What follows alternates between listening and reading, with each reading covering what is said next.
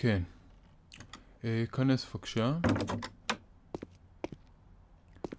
תוריד בבקשה את החלוק ותשכב על הפלטה.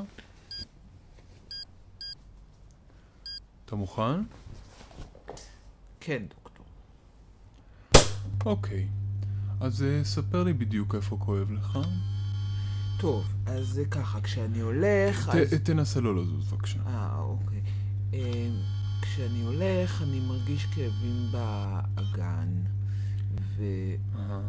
כן, וכשאני עולה במדרגות כואב לי קצת באצבעות.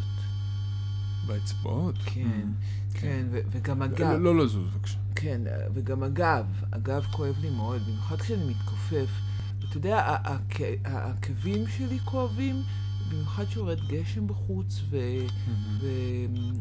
וגם השן... מה זה על הראש שלך?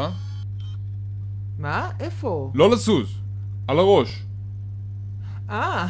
זה מקל עליי. זה מה?